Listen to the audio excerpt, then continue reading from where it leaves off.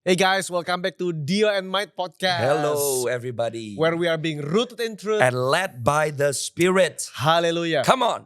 Right now kita masih bersama dengan Ibu Charlotte, Yes. saudara. Dan episode kali ini gak kalah seru. Sangat. Kalau saudara belum nonton episode yang sebelumnya, please take your You time have to watch that episode. Kami percaya itu akan memberkati setiap orang tua di luar sana. Yes. Dan kali ini kita mau ngebahas dengan judul apa nih Pastor Mike? Judulnya adalah Family First or First Family.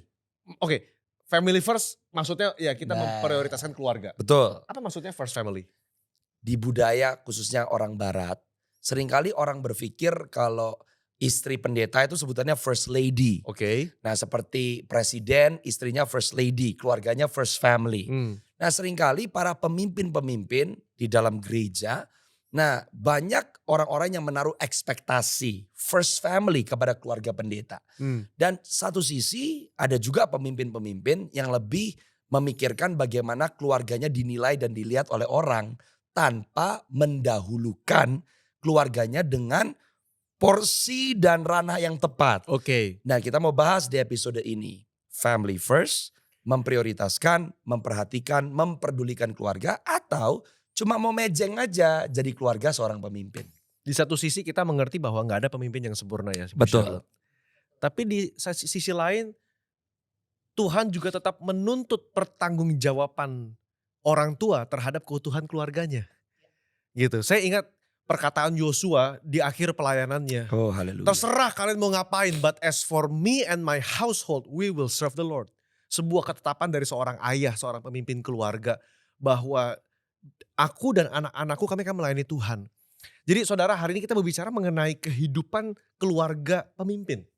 Yes. Entah saudara businessman, saudara karyawan, pengusaha, ibu rumah tangga, pendeta, hamba Tuhan. Saudara yang sebagai orang tua atau mau menjadi orang tua, you are a leader. Dan your setiap family. keluarga saudara kan sangat berdampak dengan panggilan hidup saudara. Nah Pastor Dio ini sebentar lagi mau kasih landasan firman. Sedikit saja saya mau kasih sebagai fondasi. Sebagai fondasi. Iya.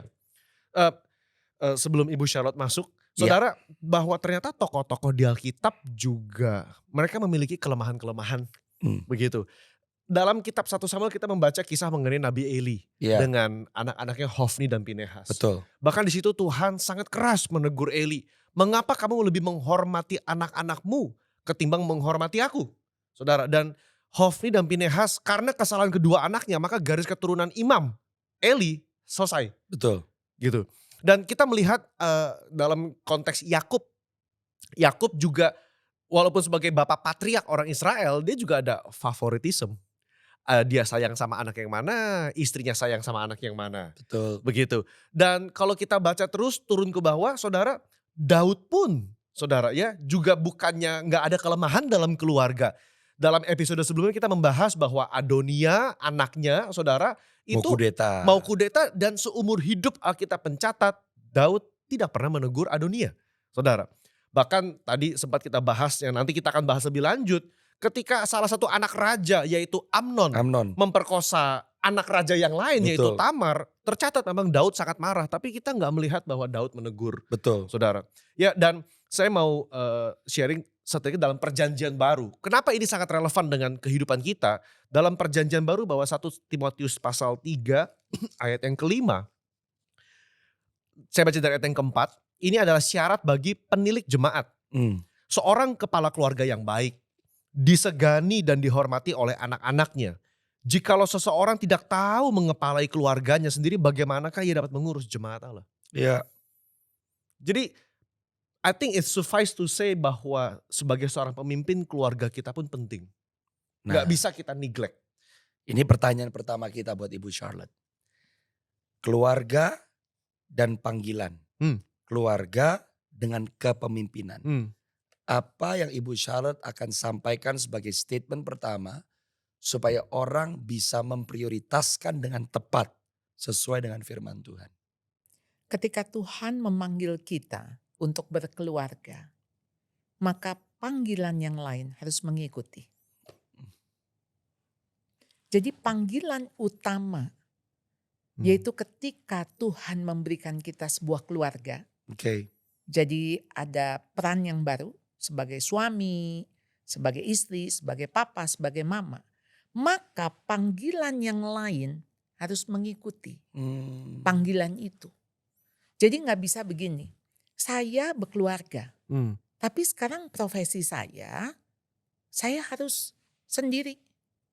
Jadi keluarga saya tinggalin. Jadi keluarga saya titipkan ke mertua saya. Jadi saya setahun sekali baru pulang. Loh, kalau begitu kayaknya kamu gak usah menikah. That's it. Betul. Iya dong.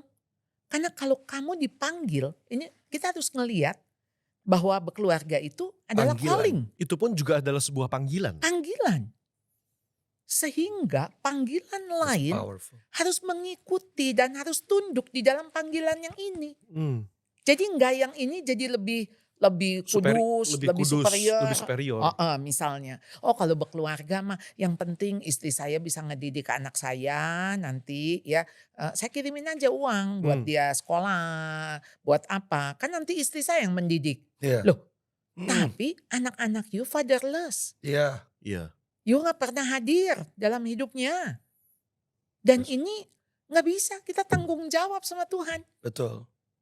Kita akan ditanya, lalu bagaimana ketika aku menitipkan anak-anakmu? Anak-anak yang kutitipkan ya, Yang Tuhan kepadamu. titipkan kepada Iya. kita anak-anaknya. Betul. Jadi kita harus melihat bahwa panggilan tentu kan berkeluarga dan berkarya ya di dalam konteks dunia pekerjaan. Iya. Ya. Jadi kita harus melihat ini jangan dipisah. That's a good one. Wow. Ya, jadi bukan pemisahan di sini. Dan jangan sampai akhirnya pemimpin di dalam pekerjaannya, karirnya itu seperti manusia lain. Pas pulang di keluarganya dia jadi manusia lain gitu. Iya, betul. Kesannya kalau di dalam karirnya dia manusia yang terampil, di rumah melempem, memble, gak punya arti. Di gereja dia diurapi, pulang gak diurapi gitu. Nah, saya juga melihat perkataan Ibu Charlotte tadi berkata bahwa karena keluarga adalah panggilan dan atas masing-masing orang juga Tuhan memberikan panggilan. Ini dua-duanya adalah panggilan yang harus berjalan bersama-sama. Betul. Ada orang yang sudah memulai karir pelayanan sebelum menikah. Waktu dia menikah, panggilan baru ini harus berjalan bersama-sama dengan panggilan yang pertama dia sudah jalani. Atau yang sebaliknya, orang yang berkeluarga menghidupi panggilan itu, waktu dia punya pelayanan, karir, ini harus berjalan bersama-sama. Keterlibatan. Wow. Exactly. Jadi nggak bisa begini, kita melihat panggilan berkeluarga itu menjadi sesuatu yang terpisah dengan panggilan kita untuk ada di dalam profesi kita misalnya. Iya. Jadi nggak bisa. Jadi kan status aja gitu ya. Status ya saya punya istri, saya punya anak. Tapi saya tidak melakukan peran dan fungsi saya. Sebagai seorang istri atau suami. Ibu bisa gak bersaksi buat kita dari pengalaman ibu sendiri. Bagaimana panggilan Ibu Charlotte sebagai seorang istri, seorang ibu. Berjalan bersama-sama. Bukan bertanding tapi bersanding. Iya. Dengan panggilan ibu sebagai kepala sekolah, coach, trainer, counselor. Dan seorang preacher, pembawa berita kabar firman Tuhan. Iya, kalau mau lihat hidup saya sih kalau boleh milih ya. Kalau boleh. Kalau boleh. Berarti gak boleh. Kalau boleh milih, saya mau jadi ibu full time. Ibu full time. Yang artinya saya ada di rumah. Tapi rupanya kan Tuhan tidak memanggil saya sebagai ibu full time. Jadi Tuhan memanggil saya untuk mendirikan sekolah. Akhirnya sekarang saya parenting kemana-mana. Lalu kemudian apakah ada penyesalan? Tentu tidak. Tentu tidak. Karena kalau saya ibu full time berarti hari ini saya gak ada di sini. That's right. Iya. Tapi ada gak harga yang saya bayar? Pasti ada. Iya. Ya, saya begitu sibuknya. Bahkan di dalam kelemahan saya pulang tuh cuman menyisakan kemarahan kepada anak-anak. Ya. Jadi kalau mau tanya apakah saya dekat dengan anak-anak? Tidak. Ya, untuk ukuran seorang ibu yang close banget dengan anak. Tapi di dalam saya menjalankan peran-peran itu yang wow, rasanya juga waktu itu ya, studi lanjut juga, lalu suami juga lagi studi lanjut, lalu saya mendirikan sekolah, lalu saya full time begitu di sekolah, lalu Khotbah, kemudian pelayanan, ya undangan. seminar, khotbah begitu ya, lalu ya rumah tuh sisanya lah, Oh. sisanya gitu ya. Jadi saya harus akui banyak luka-luka pada anak saya. Jadi ya karena kebodohan saya, kelemahan saya harus akui sehingga ada scars yang timbul. Tapi di dalam anugerah Tuhan, ketika di dalam kelemahan saya pun, iya, karena kan memang dalam kelemahanmu lah Kuasaku kuasaku sempurna. menjadi sempurna. Jadi ya itu, saya bisa menceritakan kesalahan saya, kegagalan saya. Dan itu seperti begini, kalau sekarang kan saya umur 62, saya anggap kayak buku tuh di bab 62. Oke. Ya. Jadi saya bisa menuliskan bab-bab saya yang gagal, yang begini loh, saya bisa kasih tahu, nggak usah lewat sini. Kalau lewat sini nih akan jatuh gitu ya. Jadi toh cerita gagal saya tetap bisa berguna. Iya. Tetap bisa menolong orang. Iya. Iya, jadi di dalam kasih karunia Tuhan tentunya. Jadi itu yang tadi saya bilang, menyesal? Enggak. Tapi kalau dulu saya boleh milih, kalau saya tahu nih perjalanan ini, saya mungkin akan pilih gini nih sebelum saya ngelewati. Iya. Saya akan bilang, Tuhan di rumah aja deh. Di rumah saya ngurus anak baik-baik gitu ya. Udah saya didik baik-baik. Saya pikir pilihan saya itu tepat dan benar. Tapi kalau sekarang saya nengok ke belakang, yang tadi saya bilang saya nggak nyesel. Saya tetap bilang terima kasih Tuhan. Wow. Sekalipun wow anak saya harus konseling ya. Anak saya juga mengalami trauma-trauma gitu ya karena emaknya yang begini gitu. Jadi saya cuma bilang terima kasih Tuhan. Terima kasih. Tuhan tetap izinkan itu semua terjadi. Tetap ada scars yang saya harus bilang bekas luka. Yang sampai hari ini anak saya harus ngalamin begitu ya. Dia gak bisa dengar suara tinggi. Dia gak bisa dengar suara kenceng. Karena itu sama seperti bentakan mamahnya. Oke. Waktu dia masih kecil. Pastor Mike kalau khotbah depan anaknya Ibu Sharon, berarti Oh. gak bisa pakai suara tinggi ini. Perempuan. Oh perempuan. Yes. Jadi dia gak bisa ngedengar khotbah perempuan yang khotbah suaranya. perempuan. Khotbah perempuan ataupun teriakan perempuan. Karena itu akan representatif dengan diri Mama. saya. I Dengan mama. see.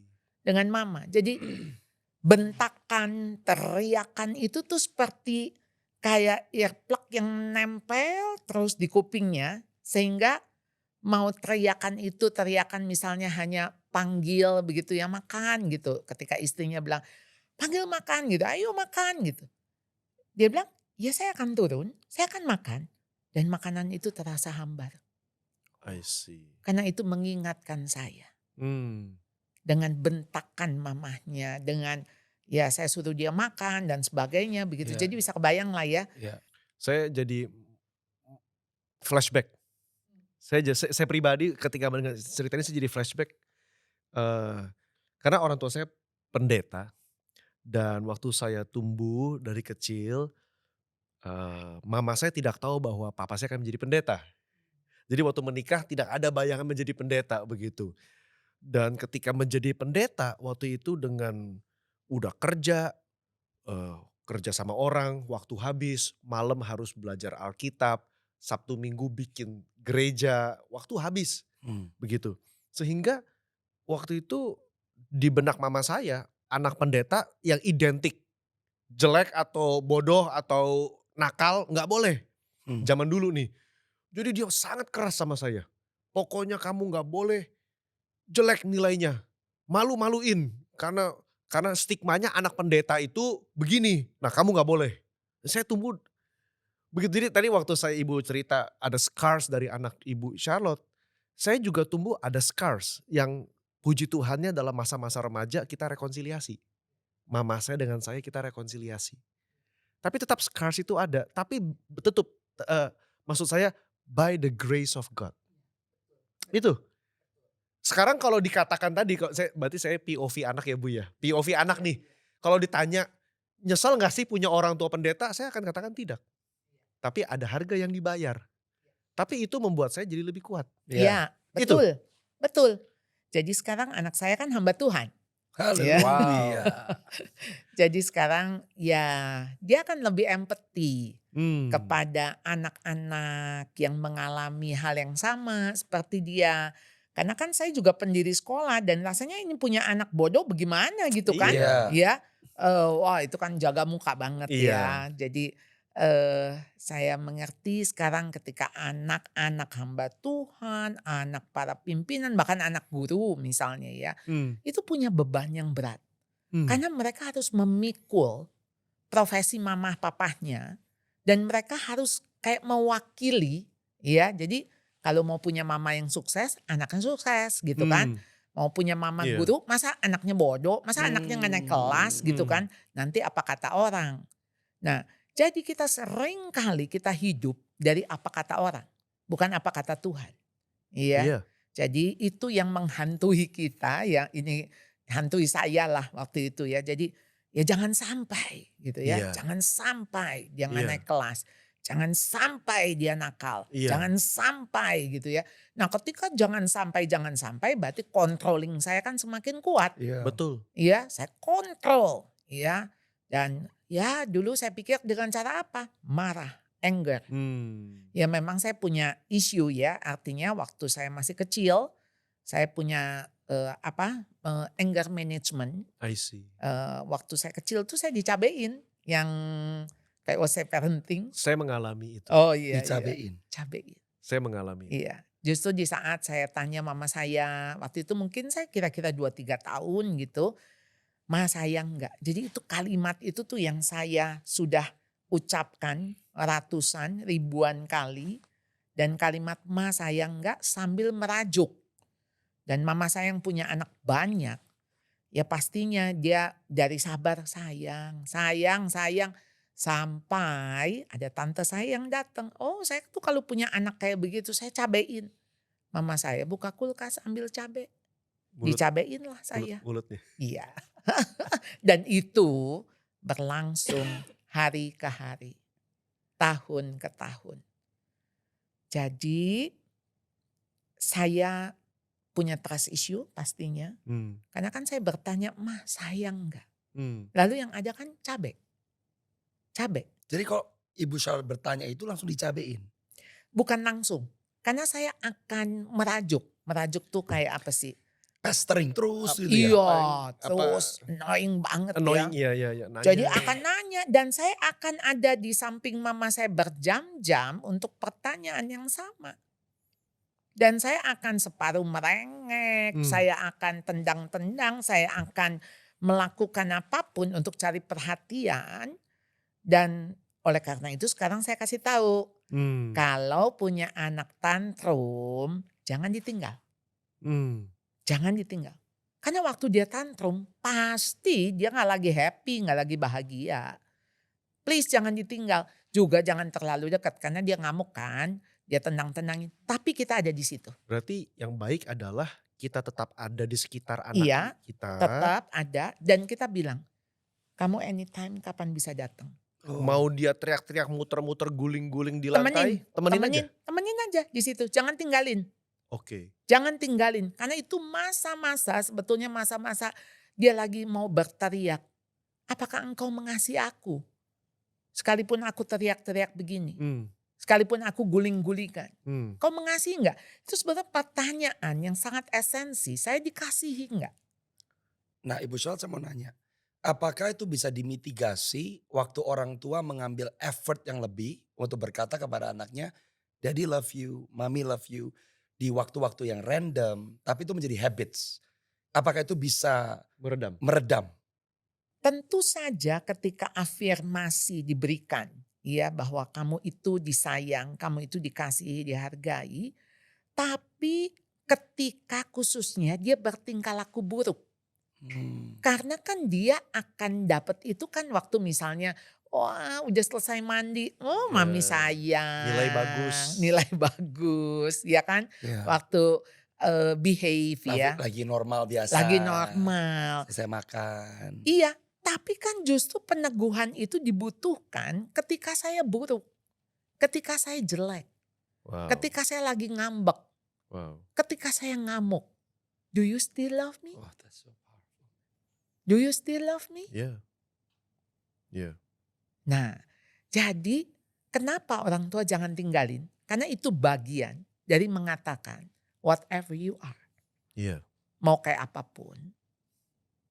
You are still my son. You are still my daughter. Nah, ini momen pas nih. Ibu Charlotte bisa saksikan tadi sebelum kita mulai episode ini. Karena kita ngomong tentang family first or first family. Seorang hamba Tuhan yang salah satu yang paling terkenal di seluruh dunia namanya Billy Graham. Ibu Charlotte tadi bercerita tentang anaknya Franklin Graham yang sekarang juga melanjutkan pelayanan seperti papanya, seorang penginjil, Yeah. pendiri Samaritan Purse yang juga memberikan relief ya untuk orang-orang yang terkena bencana di seluruh dunia. Ibu bisa bagikan kisah yang mungkin banyak orang yang tidak tahu tentang salah satu bisa dibilang cikal bakal dari pertobatan Franklin Graham. Dan nanti setelah ibu saksikan tentang kesaksian yang ibu dengar tentang Franklin Graham bagaimana dia dijamah Tuhan. Baru kita mau masuk ke pertanyaan yang berikutnya ibu. Kalau gitu sebagai seorang pemimpin konteks pendeta. Kalau ibu tadi kan berkata you need to have the right balance. Jangan ditinggal, jangan terlalu dekat waktu anakmu tantrum. Buat seorang pendeta pemimpin waktu anaknya tantrum. Pergaulan bebas, lagi terjebak LGBT. What is the right balance supaya jangan ditinggal, tapi jangan juga terlalu dekat yang to a point seorang pemimpin itu akhirnya meresponi kegagalan, kejatuhan anaknya kelewat batas gitu. Yang akhirnya juga melukai panggilannya yang lain sebagai seorang pemimpin atau pendeta. Nanti kita akan mau ke situ ibu. Tapi bisa ibu ceritakan dulu tentang pengalaman seorang Franklin Graham dengan ayahnya. Iya, ini yang saya dengar ya. Dan Iya. kalau kita juga melihat bagaimana dia sebagai ayah.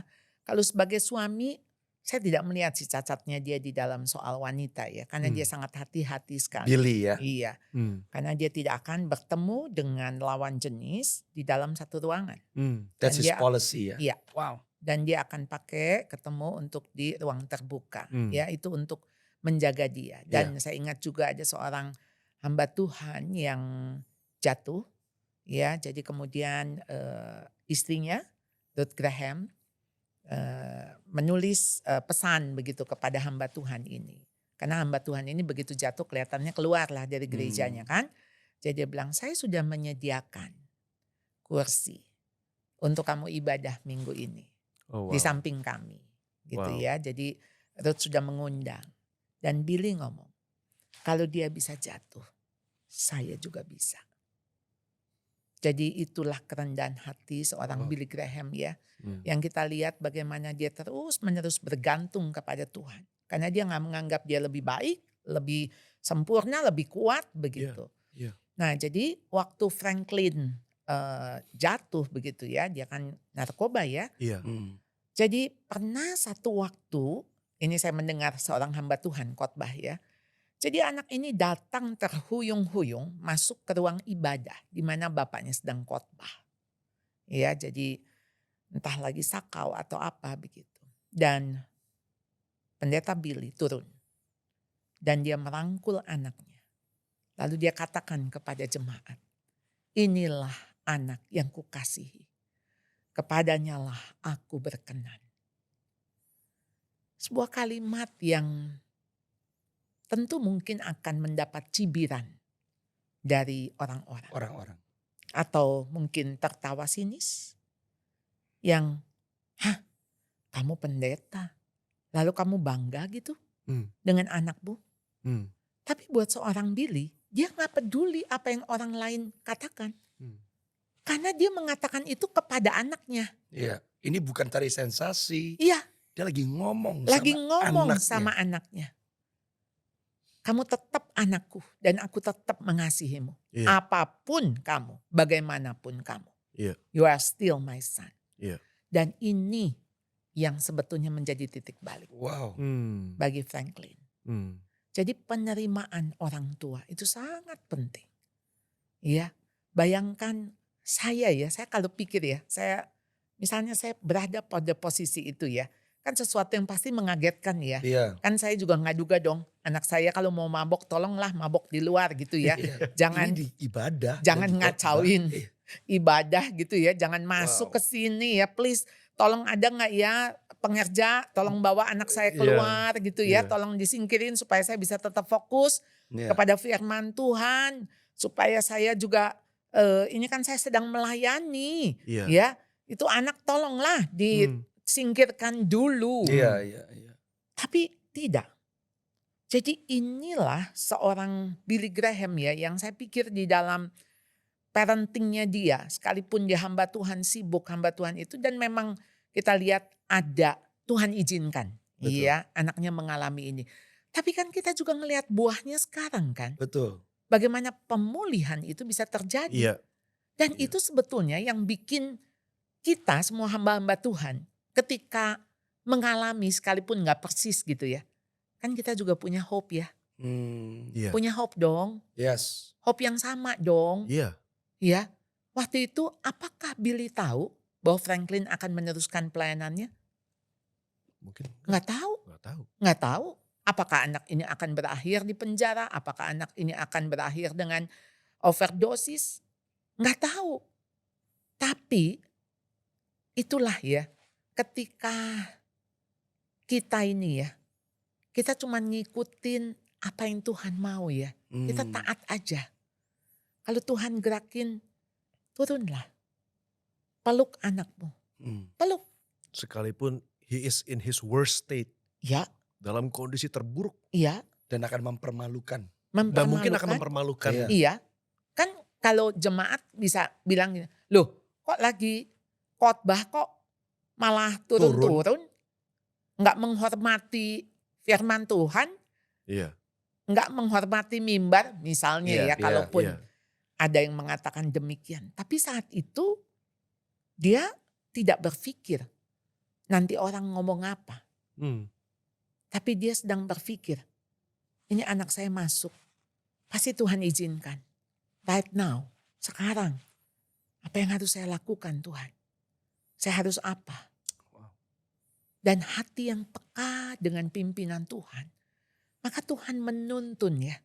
Tuhan menuntun. Itu menjadi adegan yang mungkin ya kalau saya ada di situ, saya pasti menangis loh. Saya menangis, saya sih kayaknya nggak akan mentertawakan Billy gitu ya. Karena saya pasti respect lah dengan Billy Graham gitu. Kalau saya ada di situ, saya pikir ya, bisakah saya mampu melakukan itu? Ya, yang ada mah saya turun, saya usir gitu ya. Kira-kira begitu tuh. Saya turun, saya usir. Ya, kamu kalau mau ngaco silakan, ngaco di luar. Jangan di rumah Tuhan gitu ya. Ya kira-kira lah ya.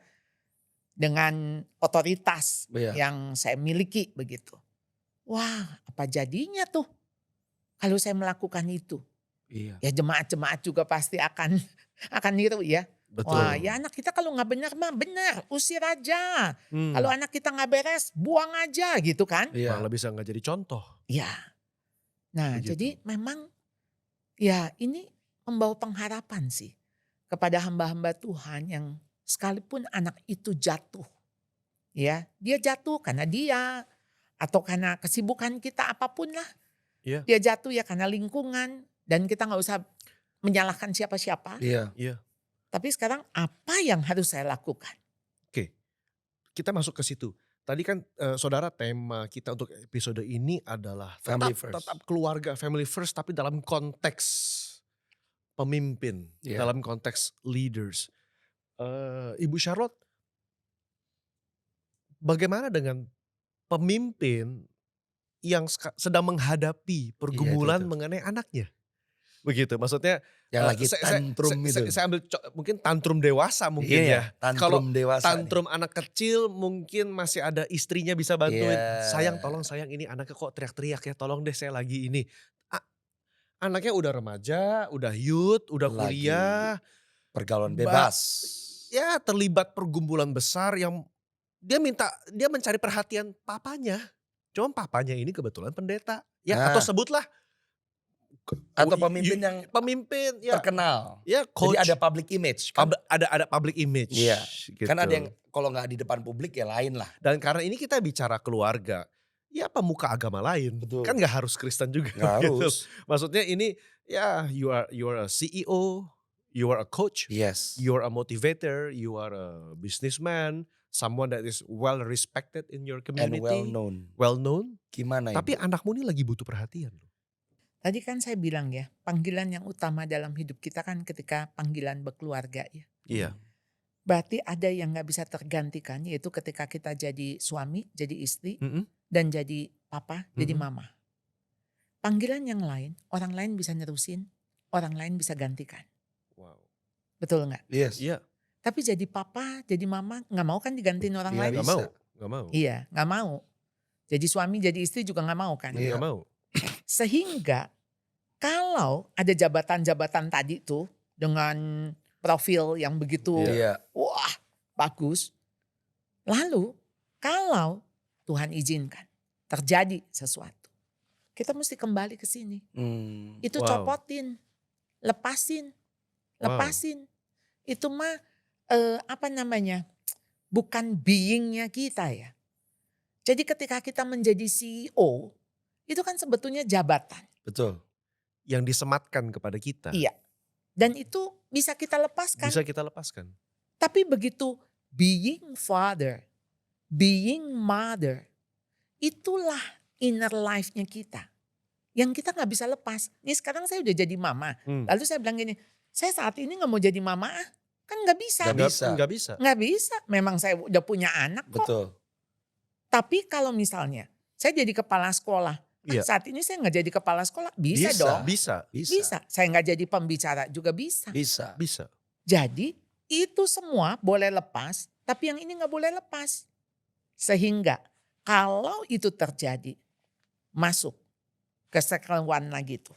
Ya, circle yang, Dalam arti konkret maksudnya ambil sabatikal dulu. oh iya, mundur, Mungkin mundur dulu. mundur.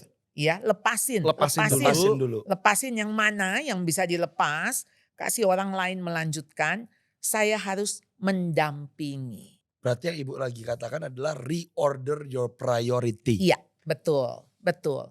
Karena anak saya membutuhkan saya. Hmm. Saya nggak akan subkon Ah, ke ayah lain. Ya. Ya, jadi nggak gini nih, sorry ini jadwal papi udah sibuk banget tahun ini nggak bisa diganti sama orang lain ya. Ini pelayanan papi udah banyak, undangan banyak. Lalu sekarang papi subkon ada papi lain yang Nggak bisa. dampingin kamu. Iya kan? Iya. Kan nggak bisa, Gak bisa. nggak bisa dong. Gak bisa. Nah, mau juga kita nih minta orang lain gantiin yang lain, lalu kita hadir sebagai ayahnya dia, sebagai papanya dia. Dan Ya. kita nggak tahu sampai kapan kita jadi papahnya dia. Artinya begini, waktu kita jadi papahnya dia atau kita jadi suaminya buat pasangan, kita nggak pernah tahu karena itu selesainya itu saat kita dipanggil Tuhan pulang atau dia dipanggil Tuhan pulang. Iya, Iya dong. betul. Kan Kes- kita udah nggak jadi istri Betul. kalau suami udah pulang. Till death do us part. Yes. Yes. Lalu saya udah nggak jadi papanya kalau nih anak udah dipanggil Tuhan pulang. Iya. Selesai. Done. Iya. Iya kan? Nah, peran-peran itu harus dilihat sebagai peran yang sangat spesial yang Tuhan berikan. Sacred. Betul. It's a calling. It's a sacred calling. Yes. Wow, bagus tuh. Sacred calling. It's a sacred calling. Iya. Sakral. Iya. Heeh. Saya juga melihat cerita Ibu Charlotte tadi, contoh Billy Graham. Kita nggak tahu itu si Franklin Graham udah mabok berapa lama. Betul ya? Jadi kan ada juga di dalam kedewasaan anak tanggung jawab tentang keputusan pribadi. Tapi yang luar biasa yang saya lihat, Tuhan pakai pelayanan Billy Graham untuk menjadi sarana pemulihannya. Tapi kuncinya adalah waktu Billy Graham tetap berkhotbah, Billy Graham juga nggak memutuskan, oh anak saya nggak benar saya stop berkhotbah. Enggak, karena kan ada keputusan-keputusan. Tapi waktu anaknya menghampiri, waktu anaknya masuk ke ruangan ibadah itu, Billy Graham tidak melewatkan momen di mana dia bisa bertanggung jawab atas anaknya. Dan akhirnya Tuhan pakai pelayanannya jadi salah satu titik balik anaknya. Dan bukannya anaknya pulih, merdeka dari semua abuse substance yang dia alami. Dia malah masuk di dalam panggilan bapaknya gitu. Itu dahsyat. Mungkin maksud kalau saya boleh clarify dan saya pertajam. Dalam contoh konkret ya Bu Charlotte ya. Apa batasan you have to leave or take sabbatical from your ministry and you don't? Gitu loh.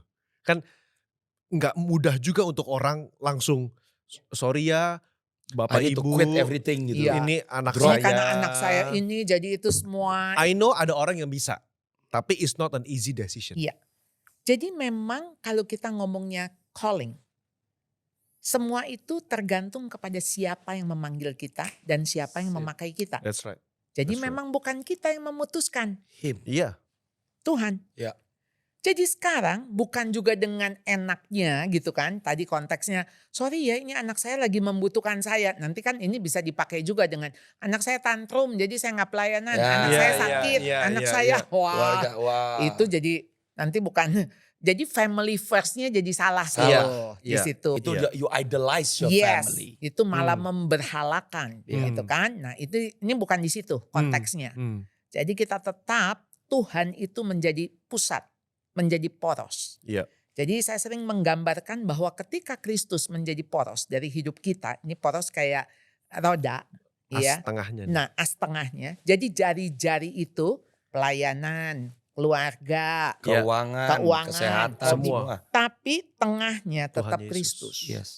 Jadi sekarang nggak ada istilahnya gini, nomor 1 keluarga, nomor 2 pelayanan, That's it. nomor 3 pekerjaan. Ya enggak, karena Kristus yang menjadi pusat. Dari semua. Iya, kadang memang saya harus pelayanan nomor 1. Yes. Iya. Iya, jadi memang keluarga jadi nomor 3 gitu kira-kira. Iya.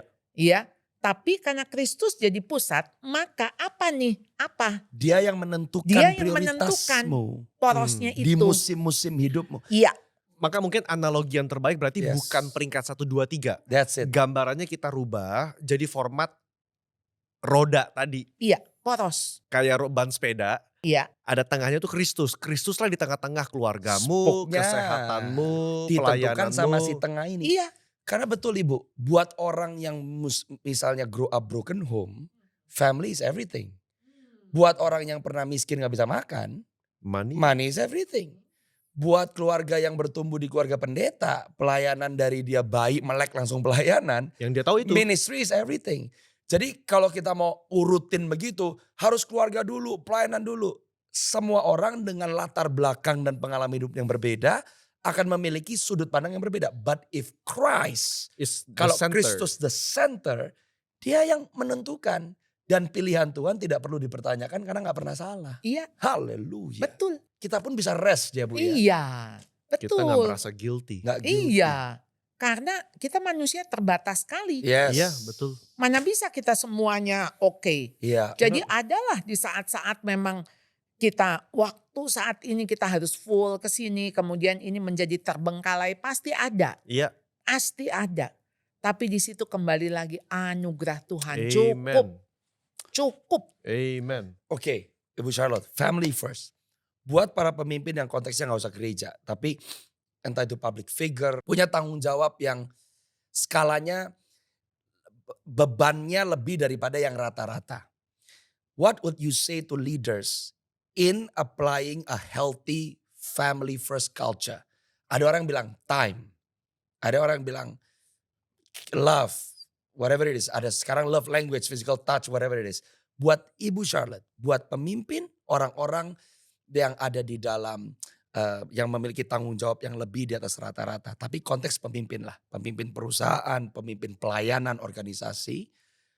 What is the number one thing yang sangat diperlukan untuk bisa membangun budaya family first yang sehat? Is it time? Is it presence? Is it apa Ibu? Kalau saya ditanya begitu ya, apa yang paling penting, paling urgent? Yang paling urgent. I like that, yeah. Hubungan dia dengan Tuhan. Hmm. Karena kalau hubungan dia sama Tuhan, itu nggak mendasari dari peran-peran tadi. Come on. Wow, rapuh sekali. Rapuh sekali. Ini nih dasarnya, aduh diterjang angin, diterjang apapun, roboh. Karena fondasi itu tuh, dasar yang kuat itu. Mau apa coba? Kalau bukan relasi kita sama Tuhan. Iya. Kita juga bisa salah ambil keputusan kok. Sebagai ayah, sebagai suami. Iya, bisa. Kan kita terbatas nih. Iya. Ya, masih lemah nih. Udah gitu kan, wah public figure pula kan. Wah undangan banyak gitu ya. Wah makin ini dan kita merasa wah makin berdampak. Kita Betul. pikir kan. Come on. Ya makin berdampak. Wah saya dibutuhkan, saya ini. Sehingga kita lagi berpikir, oh anak saya fine-fine aja, nggak ada masalah. Istri saya juga fine-fine aja, semuanya fine. Ya, tapi di situ kan pelan-pelan tergerus gitu ya, tergerus. Nah ya, sehingga waktu kita fail, ya ini kan kita mau ngomong seorang pemimpin bisa fail juga kan. Tentu. That's it. Iya, bisa fail. Apa sih yang membuat dia nggak roboh? Ya cuman satu, hubungannya sama Tuhan, dia datang lagi ke Tuhan. Coba ngelihat Daud ya, saya tuh kadang-kadang mikir ya, dia sebagai suami juga fail, ya kan? Betul. Kan dia waktu dengan Betsheba udah punya 6 istri, Betul. belum gundik. Betul. Ya, Iya. kan zaman dulu kan ya disertai dengan gundik-gundik gitu ya, Betul. kita ingat Yakub juga ini. Nah jadi ketika sekarang dia jadi papa juga gak berfungsi, Iya. lalu bagaimana ya dia masih bisa dekat sama Tuhan itu tuh ya. My God. Saya sampai pikir ya di Mazmur 51 waktu dia bilang, hanya terhadap engkau Tuhanlah. saja, terhadap Tuhan saja Aku aku berdosa. Lalu bagian dia bilang, hati yang patah, hati yang remuk, redam, Tuhan tidak pandang hina gitu Iya, ya. iya. Itu kan pengalamannya bersama dengan Tuhan tuh. Iya. Pengalaman bersama dengan Tuhan yang membuat dia bangkit gitu Iya. ya. Kan dia juga kalau kita baca Mazmur kan kayaknya ngebaca bagaimana jiwanya tertekan gitu ya. Aduh Dia mencurahkan isi hatinya Iya. full. sama Tuhan gitu Jujur ya. sama Tuhan. Jujur ya. Kayak gak ada topeng Kayak gak ada gitu ya. topeng. Bapak yang bisa nggak sempurna, suami nggak sempurna, but yet tetap Tuhan sebut a man after my own heart. Dan di situ yang menjadi fondasi pemulihannya di dalam setiap kegagalan yang dia pernah. Dari sini saudara, betapa pentingnya kita nggak melihat hubungan dengan Tuhan hanya sebatas saat teduh. Atau enggak mendengar suara Tuhan hanya dalam konteks untuk pengkhotbah yang mau khotbah. Mendengar suara Tuhan atau punya relasi dengan Tuhan hanya sekedar melakukan rutinitas agamawi. Tapi sebagai seorang ayah, seorang suami, istri, ibu, karyawan, pekerja, semua aspek hidup kita landasannya adalah Kristus. relationship with God. Iya, itu yang utama. Jadi Iya. itu yang menjadi fondasi. Iya. Karena mau apa-apa juga kan saya tuh kebayang ya waktu Nabi Nathan datang kepada Daud.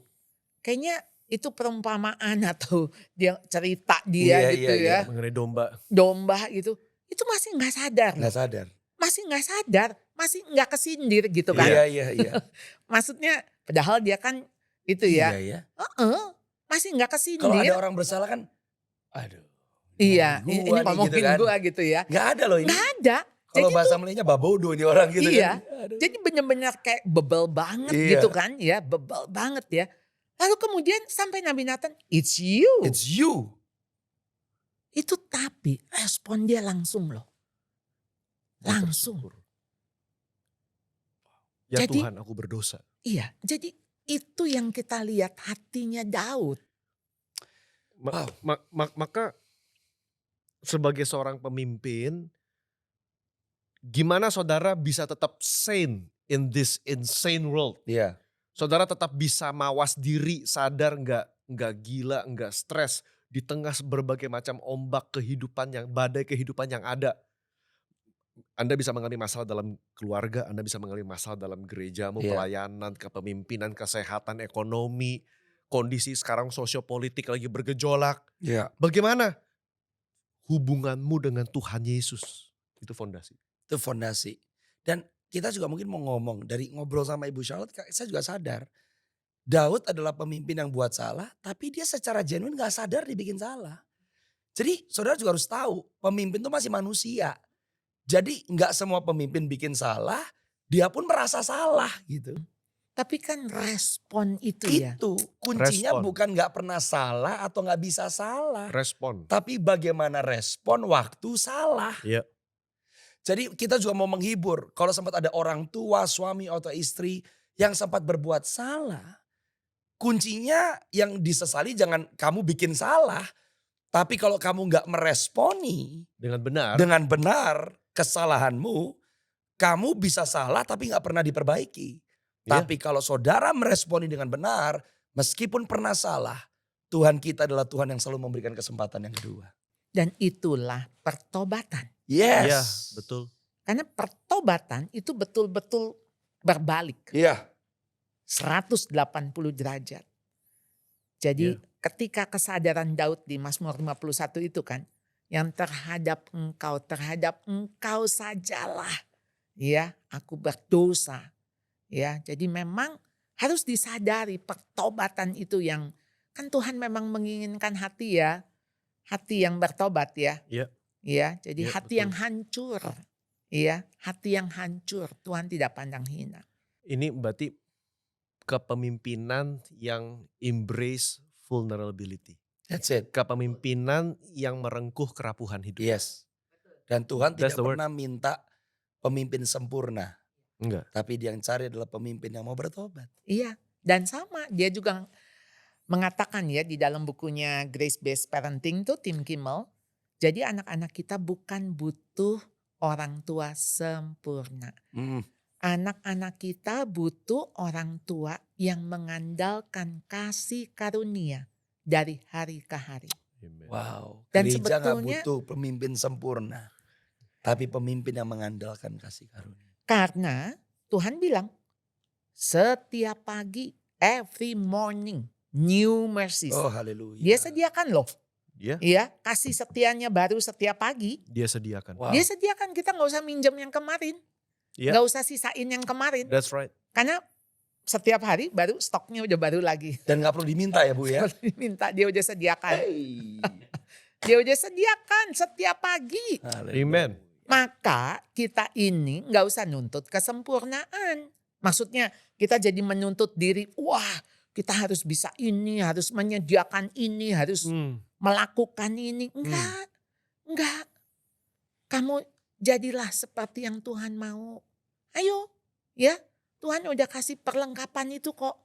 Ya, Tuhan udah kasih di dalam dirimu willingness, ada kehendak, Iya. ada perasaan, Iya. ada pikiran. Iya. Ayo, itu semua dipakai.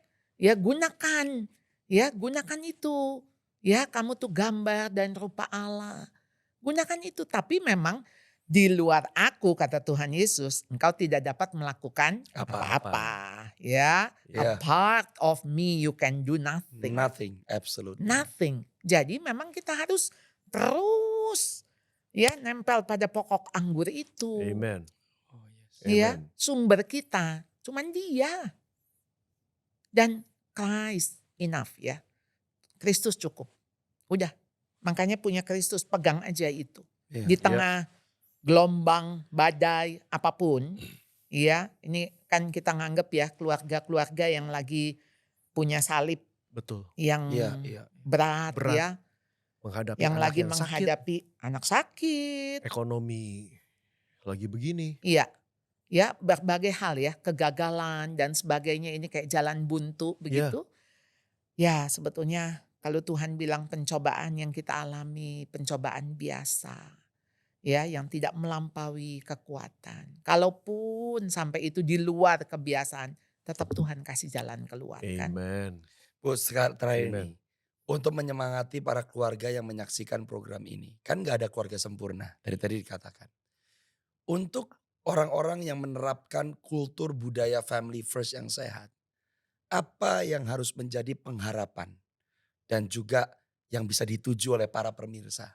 Bukan keluarga yang gak pernah punya masalah. Bukan keluarga kaya. Bukan anak semuanya jadi profesor. So kalau ibu bisa berkata di kamera kepada semua orang yang menyaksikan apa yang mereka set their mind, set their goal. Seturut apa yang Firman katakan. Supaya mereka tahu bahwa itu adalah gambaran keluarga yang kokoh, yang sehat, yang Tuhan kehendaki. Kalau kamu punya ini, berbahagialah kamu. Meskipun kamu bukan keluarga terkaya, keluarga yang paling terpandang. Apa ibu? The goal yang setiap keluarga harus miliki yang Tuhan mau untuk kita miliki. Saya ingat Ulangan pasal 6. Oke. Apa yang dikatakan Shema bangsa Israel, ya dengarkanlah, Dengarlah. ya bahwa apa? Supaya kita mendidik anak-anak kita mengasihi Tuhan dengan segenap hati, dengan segenap jiwa, Iya. dengan segenap kekuatan, Iya. dengan segenap akal budi, all your heart, all your mind, all your strength, with all, dengan segenap. Ya. Iya. Dan kalau anak kita udah bisa mengasihi Tuhan dengan segenap apa yang ada pada dia, dengan seluruh hidupnya, itu sudah cukup. Wow. That's the goal. That's the goal. Menciptakan keluarga yang mengasihi Tuhan dengan segenap. Dengan segenap. Dengan segenap. Dengan segenap. You've made it. Iya. You've Dan made itu yang dikatakan di 3 Yohanes 1 ayat 4. Bagiku tidak ada sukacita yang lebih besar ketika mendengar anak-anakku hidup dalam kebenaran. Bukan hanya tahu kebenaran tapi berjalan Hidup dalam kebenaran. dalam kebenaran. Iya. Hidup dalam kebenaran. Kalau nggak salah 3 Yohanes 1, Yohanes menulis kepada the lady, elders of the church. Dan kepada anak-anak daripada wanita tersebut. Sukacitaku adalah melihat anak-anakmu berjalan dalam kebenaran. Amin. Harus itu menjadi sukacita kita sebagai seorang hamba Tuhan. Goal kita. Melihat anak-anak kita, keluarga kita, jemaat kita. Bukan cuma tahu, tapi berjalan dalam kebenaran. Dan itu yang terus menerus saya berdoa untuk anak-anak saya, untuk cucu-cucu saya, untuk murid-murid saya, untuk siapapun yang ada di dalam hidup saya. Mereka hidup dalam kebenaran. Amin. Apa sih sukses? Apa sih berhasil? Apa? Mazmur pasal 1. Ya. Ya. Jadi apapun yang diperbuatnya berhasil. Berhasil. Tapi kan kita tahu berhasilnya sumbernya dari mana. Maka ketika hidup di dalam firman, di dalam iman, di dalam teladan. Nah udah itu aja yang kita bawa anak-anak kita kepada Tuhan. Amen. Mereka boleh gagal, mereka boleh mengalami masalah. Tapi Tuhan tolong jangan mereka tinggalkan Tuhan. Amen. Jangan tinggalkan Tuhan. That's right. Ya dalam keadaan apapun. That's right. Amin. I think that's a very good closing statement. Yes. Saya harap saudara semua diberkati. Yeah. We are blessed by this. Once again, thank you Bu Charlotte for sharing. Thank you so saudara, please subscribe, share. Saudara, leave a comment. Pertanyaan, saudara mau butuh didoakan apa. Saudara, we'll try our best to answer the replies. Okay, so God bless you. See you in the next episode. Bye-bye.